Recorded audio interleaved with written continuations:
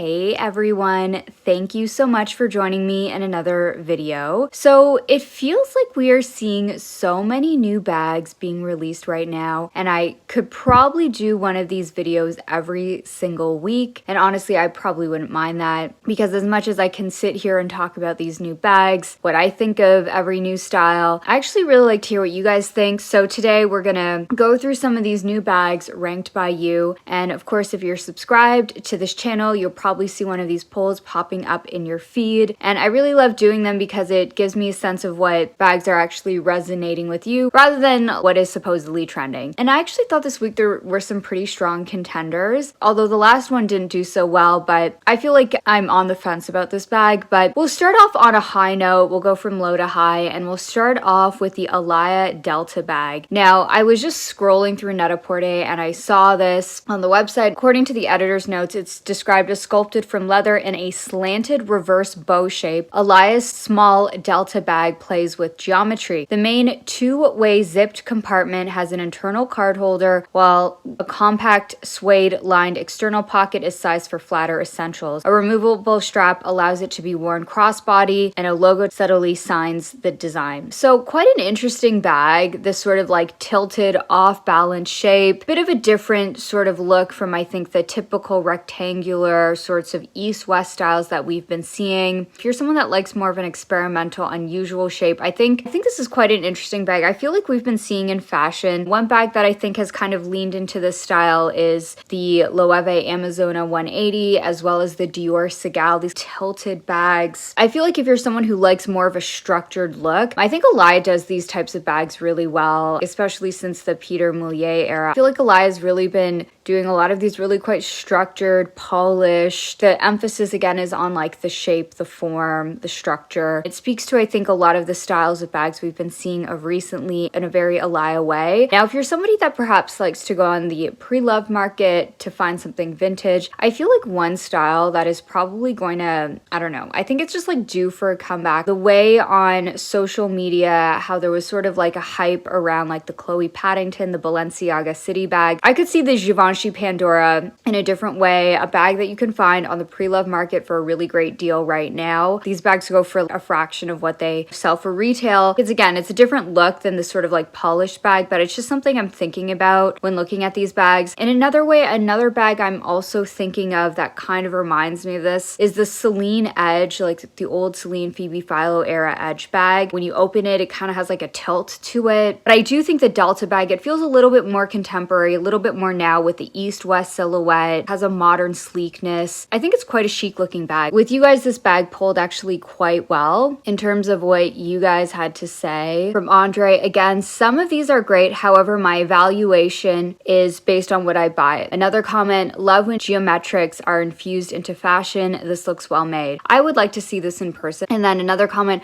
I feel like I've seen this way too many times. This sort of tilted look we're definitely seeing more so with a lot of bags of recent. Next on the list, so these were kind of like neck and neck, the next two, but next up we have the Bottega Veneta, the 70 Intrecciato leather clutch. This feels like a different proposition. It does feel like a reinterpretation of the classic top handle bag, combining Bottega's Intrecciato craftsmanship, but it's more architectural, more of a structured shape, could feel like an alternative to the Andiamo clutch, with it being an elongated sort of rectangular structured shape. Kind of has like this mid-century handbag feel to it with more structured types of top handle bags. It has this ladylike handbag elegance to it. A little bit different, I think, from some of the other types of popular Bottega bags that are very slouchy, oversized. But this still, I think, feels a natural trajectory with the Andiamo clutch. It has this adjustable sliding strap with this metallic detailing, so you can wear it top handle. It looks like if you just wanted to flatten it, you could just like carry it like a little clutch.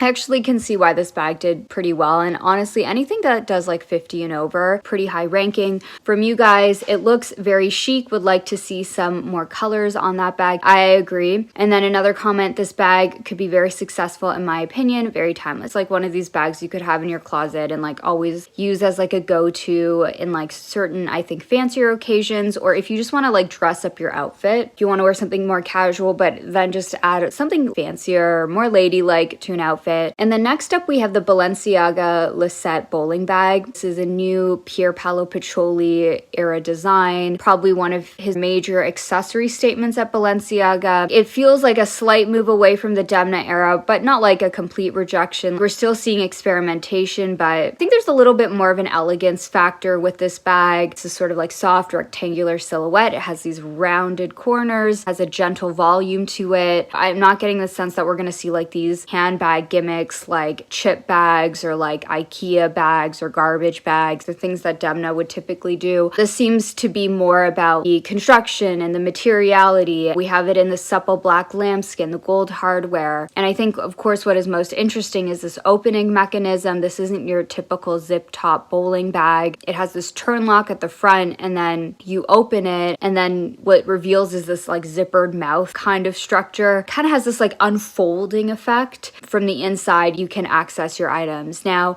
I do wonder, how would using this bag be like? I remember seeing the ad campaign around this with Sarah Pigeon, and it looks like she's going into her apartment, and it seems like it's like, oh, easy to like get your keys in and out of this bag. Of course, that's like how it's advertised, but I'd be curious to see how it would be using this bag, getting your stuff in and out of. Is it really a bag that you could like easily grab items out of your bag, or is it something where you need like a table or a surface, or maybe just you sort of cradle the bag while you're grabbing your things? There are things like that I wonder. A little bit different from what we've been used to seeing. Ranked, I would say, pretty well. We're at sort of this 50-50 point here. In terms of the comments from you guys, Thomas says, so good, however, not completely mind-blowing. Prada had a style called the inside bag, and I've always thought it was the coolest thing. Yeah, so that's another thing. If you want to perhaps go the vintage way, try to find the pre-loved precursor, definitely worth checking the pre-loved market. Another comment, looks exhausting, really. How do you live with this? How do you handle it? No thanks. I was already not a fan at all of Valentino bags under Pier Paolo Pacioli, and obviously now I feel the exact same with him at Balenciaga. I get what you're saying. So it is definitely something that I wonder in terms of exactly how do you handle it. Another comment, the Prada inside bag did it better. It'd be interesting to see if Prada does this bag again. Another comment, these new creations mostly seem incredibly uninspired, just rummaging through archives or nonsense. Another comment, there's definitely undertones of the Miu Miu Arcady, but dare I say better. From Daniel, I wanted to love it, but cannot pass the fact how impractical it seems. In brackets, Balenciaga seems to move to the right direction under Pacioli. Fair points.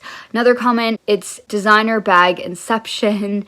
Yeah, another comment, I'm just like, what's the point? Maybe if the handles came out of the inside bag and the outside pieces were like the petals of the flower, referencing Cristobal's tulip dress. Yeah, interesting point here. And another comment, I would wear that as an everyday bag, but it doesn't look interesting enough for me. I don't know, I have mixed feelings about this one. Now moving on to the final bag here, we have the Gucci Jetset Gigi Marmont. This is the famous Marmont. We've all seen this bag. With this style, we have this new quilting, right? So instead of that old style Marmont quilting that they did with the zigzags and the heart, very Alessandro Michele, here we have this vertical quilting, and then we have this web stripe. So we've got it in this brighter red and green, as well as this faded, worn in, very like Demna looking red and green striping. It comes in this black, it comes in this white. They're naming this the Jet Set. I get the sense this is what Demna's Gucci is going for, reimagining who the Jet Set woman is for 2026 in a very Demna way that feels very Gucci coded, rather than treating like the web stripe as this iconic Gucci heritage in the style. We're seeing it aged and worn in, kind of that like ugly, sort of excessively worn in kind of way that also has this like coolness to it. Interesting to see him take an icon of the Alessandro era and like reimagine it, interpreting it in sort of a Demna way. But this like jet set bag connects to this larger idea of Demna's Gucci, this world of more visible, instantly recognizable Gucci branding. Even what's presented on the runway, fashion that is very body conscious, very interested in paparazzi, celebrity culture, influencer culture. We're seeing with Demna, this is like the new jet set. I think of like the Michael Kors 2000s era, like that kind of woman. She's maybe a little bit messier. She might be into like F1 racing, but she's also into like going to the club. Perhaps this would be a bag that could speak to her. And I would be actually curious to see these sorts of branding design elements, like the vertical quilting that kind of also reminds me of like the interior of cars. I really quite like that. The faded striping, this sort of like aged silver hardware. Not for me, but I could see like the right girl pulling it off. Different take on what Gucci could be. Now, this bag did not rank well from you guys. Now, in terms of comments, cute, love the new matelassé quilts, very convertible style, more timeless than the wavy quilts. Yeah, I actually like this. Maybe I just in general, I think of like my Phoebe Philo Drive bag. I personally like the vertical quilts. I also picked up earlier this year this old Tom Ford Mombasa with like the vertical quilts. Another comment, it's so difficult for me to try to enjoy the Marmont logo at all. I don't know, it's just ugly to me. I'll stick to the paparazzo, saving my coin for that one. It's such a good bag. Another comment, totally agree. Remove the Marmont logo and the bag looks so much better. Yeah, I feel like you could take this kind of look here, apply it to a different design or even like a different icon. I actually think it could be kind of cool. Another comment, this looks very vintage vibes, like it reminds me of a vintage car leather seats. Cool. Another comment was going to say this, totally agree about the car thing. Yeah. Another comment from Scarlett, whenever a brand puts Jet Set in front of anything, it reminds me of Michael Kors, hashtag RIP Gucci. Definitely see that. Definitely think Demna's probably trying to twist this idea of who the Gucci Jet Set woman could be. Finally, love the red, white, and black. Beautiful statement piece. While I agree with you guys, the Marmont was never for me. There's even something though about like the GG branding when placed on this bag. Like it has this more like aerodynamic car branded kind of look. And I think about how Demna has referenced cars in the past at Balenciaga. I also think about how Kering's new CEO came from like the world of the automotive industry, how Gucci now has this F1 collaboration. But yeah, those were the new bags I wanted to talk about this week. Did any of these new bags appeal to you, or are there other new designs you are interested in? Please let me know down below. That's my video for today. Thank you so much for joining me, and I hope to see you in the next one. Bye.